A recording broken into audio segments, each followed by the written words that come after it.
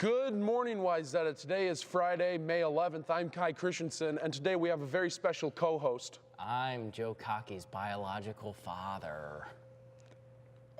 Tyler, are you wondering why we're in the auditorium right now? Dude, I've been wondering that all morning. Well, tonight is Magic Theater at 7:30 p.m., and in just under 12 hours, this auditorium will be filled up with wonderful music and applause. So go check that out.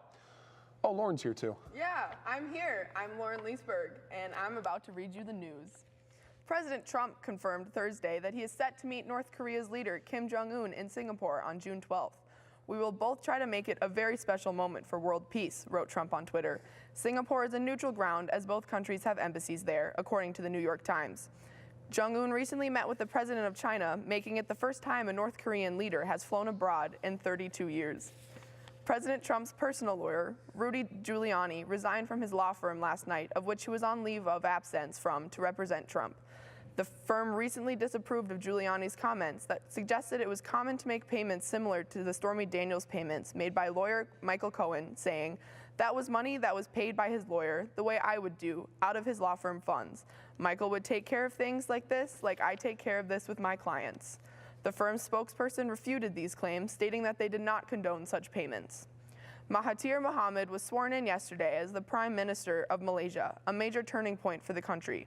The 92-year-old former Prime Minister signaled the end of 61 years under the Barisan Nasional Party, according to BBC News. The current Prime Minister was recently charged with fraud and misconduct, with $3.5 billion stolen from a government fund and $731 million ending up in the Prime Minister's personal accounts. A resident of Malaysia said after the results, "As a Malaysian, I'm so proud. I've been waiting years for this moment. Finally, no more corruption, no more burden."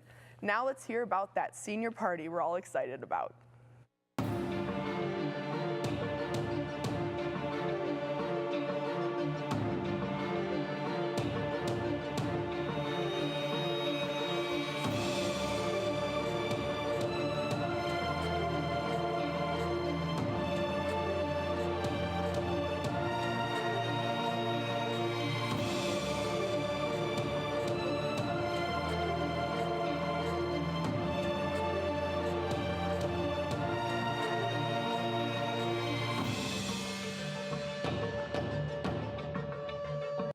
Thanks, Karen. Hey, Tyler, are you going to prom? No. Well, and neither are you if you don't have your prom ticket. The ticket system will close on Sunday night. If you are paying with cash, then you have until the end of school today to buy your ticket with Mrs. Doden in the administration office. The bilingual SEAL test registration deadline is Friday, May 18th. Lisa Parra is available with any questions. The Minnesota Science Museum presents Mental Health Minds Matter, an exhibit that opens the conversation about mental health. The exhibit is included in the cost of a science museum ticket and is presently available. The student organization HEART is launching an app that will include a number of local, state, and national resources at your fingertips. A big shout out to Mr. Shepard for helping the development of this iPad app. And now let's see what the weather's like. Hi. It is currently a chilly day in the high 40s, and we can expect some cloudy conditions throughout the day. Light showers are predicted for the late afternoon. A big bow-shaped area of heavy rain is sliding by to our south, but it will not affect us much this morning, except to keep that chilly east wind in the double digits. Earlier this week, weather.com had us wet all day, but that forecast has shifted to patchy showers beginning in the late afternoon. The models have consistently predicted more rain than we are actually getting. Tomorrow's fishing opener forecast calls for cool air, low 40s in the morning and a high in the low 60s with moderate east and northeast winds all day. That east wind will have moisture behind it, which is why it feels so cold. Sunday will be by far the best day to hit the lakes. Light winds will prevail and the high will peak in the mid-70s with partly sunny conditions. Monday and Tuesday may even get into the 80s. Now, let's watch a video about National Bike Month.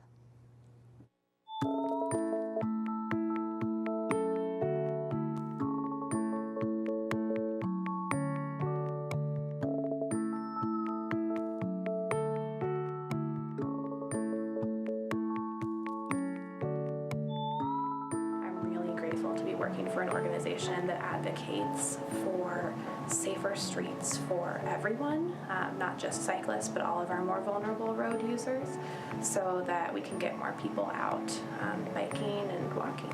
And there's a reason why bikers are on the street too, so that we're also not in the way of pedestrians walking, and respecting that too. And I think a lot of drivers don't know that we're not supposed to be on the sidewalk. You know, there's lots of data that show that protected bike lanes are the safest and viewed as the most comfortable. And so I think the more protected bike lanes we have, the more people we're going to see biking, which has all kinds of benefits for our communities.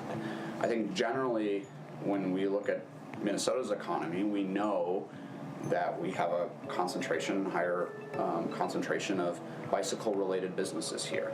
I mean, when you have bike stores, when you have bike sharing program, when you have programs that teaches people to bike, when you have those kind of resources, I feel like there's more people who are willing to start biking. There's quite a few studies that show that real estate is worth more where active transportation is good. I love biking, and no matter the distance, like for me, I know I try to move near places that have protected bike lanes. Because it means that it's easier for me to get around and there are more places that I can go. It's just so important to your own personal health, I think the health of your community and the health of the environment, to take at least shorter trips by bicycle whenever you can. I'm healthier, I save money, and I feel good about it. That's why. It's fun. It's gotten to the point where it's Baseball, softball, golf, lacrosse, LeBron James, And glass. new Trip Lavely, old beard. Tell me about the Good to sports. see you up here, Kirk-a-Dirk. I'm yeah. excited. Hello, Wayzata. Boys baseball defeated St. Louis Park 6-1. Senior Paul Gerard pitched a complete game for his second straight start. The Rising Stars struck out 8 with no walks. Charles Engdahl went 2 for 3 and scored twice, while sophomore Carter Tibbetts also had 2 hits and knocked in a run. Ignoring the bullpen was a huge plus for the boys, as they will play both tonight against Edina and tomorrow for Senior Day against Rockford. Both of those games are at home. Boys lacrosse fell to Chanhassen 10-6. Senior Dalton Seas scored 4 goals, but it wasn't enough to take down the #1 team in the state. The Trojans will play again tomorrow at 1 against Blaine. Girls lacrosse dominated the St. Louis Park Orioles 17-3. The girls are flirting with a .500 record, and the future is certainly bright. They will get the weekend off before a game with Edina on Tuesday. Boys golf is in Detroit Lakes for an invitational match this morning. Good luck, boys. Bring it home. Boys tennis has a match against Minnetonka at the Lifetime in Crosstown tonight at 6 p.m. Good luck to the team. Mark Scheifele has set the NHL record for most road goals in a postseason series. The Winnipeg Jets took Game 7 in Nashville 5-1. The Jets and Scheifele will advance to face the Las Vegas Golden Knights in the Western Conference Finals. In the East, the Capitals will play the Lightning in Game 1 of the Eastern Conference Finals tonight. LeBron James had 3 scrambled eggs and toast for breakfast this morning. He is the king. Cleveland is currently a 1.5-point favorite in Game 1 against Boston and are heavy favorites to win the series and head to the NBA Finals. The 2018 NBA playoffs have brought with them the most expensive conference final ticket prices in history. The minimum cost to attend the Warriors-Rockets Western Conference matchup is floating around $900. It will most definitely be a wonderful round. Now back to my guy Kirk-a-Dirk and Kai Christensen. Thank you, Nash, for that wonderful news about LeBron James. Freshmen, be sure to complete the Link Crew My Time survey that was emailed to you last week if you haven't done so already.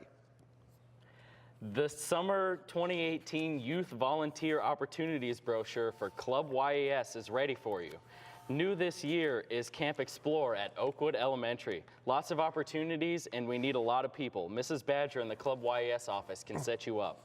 Congratulations to Wayzata Scholastic Art Award recipients for 2018. All of the winning artworks are currently on display in the second floor D-Wing display cases, as well as the display cases outside of Auditorium 1 entrance. Be sure to stop by and check out all the art pieces. On behalf of the Wayzata technical crew, I'm Kai Christensen.